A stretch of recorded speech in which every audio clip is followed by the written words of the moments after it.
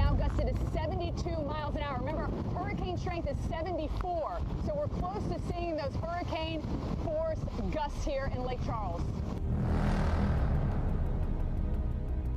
Wow!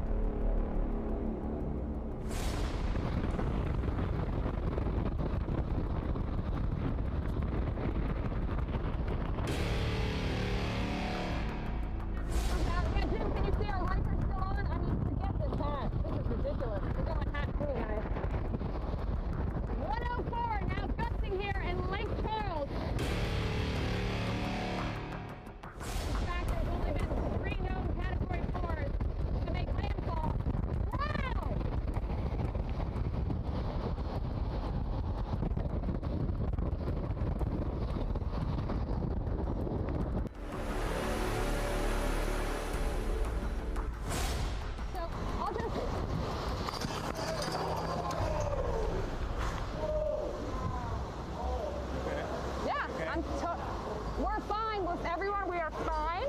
We are totally fine. Everything's okay, okay? It's now 1:15 and it is too dangerous to be out there. Glass has been shattering and we've tucked ourselves back into a corner so that we will be safe. So I'm going to be quiet and let you hear the sounds of Hurricane Laura.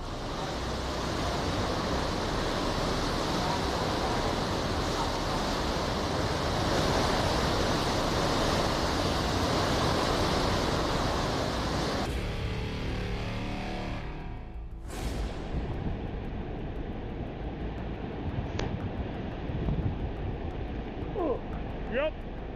Yes, it is going to be close, but right now we're in the eye wall, Steph. We're now inside the casino, and that is the wind whistling through the building. Do you hear how loud that is? How eerie is that? That is what a Category 4 eye wall sounds like inside a building. Wow! Holy cow!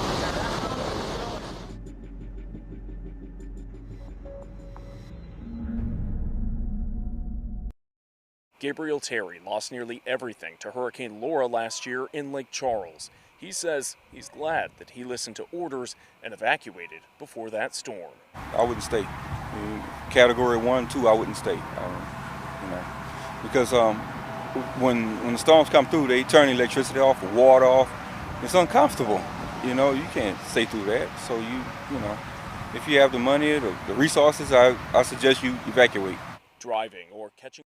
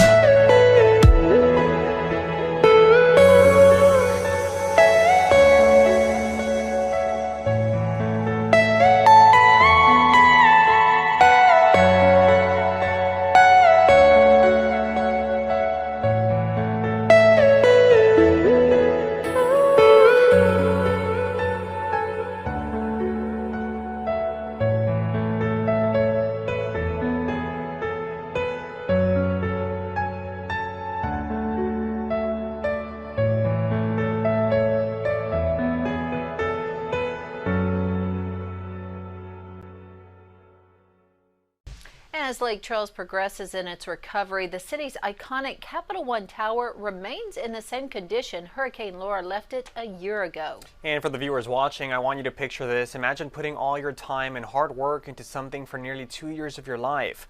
For Royce Allen, that something was Capital One.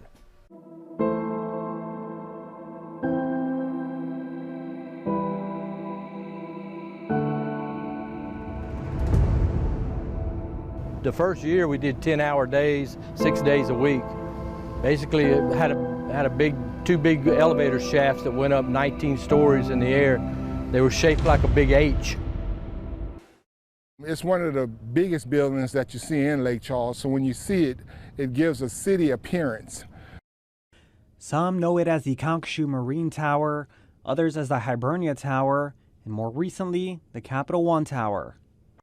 Growing up, there was always this direct connection between the city of Lake Charles's skyline and the Capital One Tower. It's almost synonymous with the city of Lake Charles.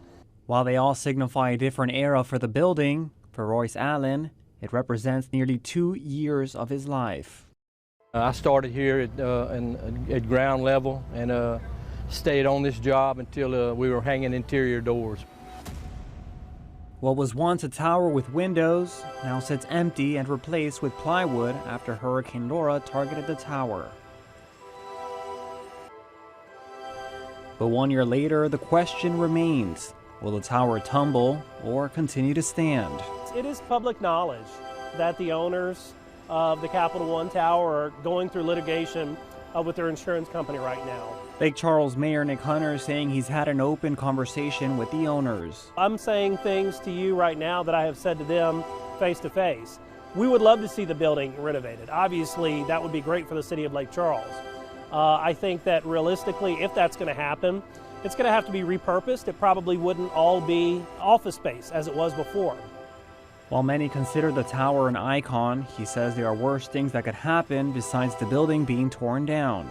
While it pains me to say this, I would rather see the tower torn down than see it stay the way it is today for an extended period of time.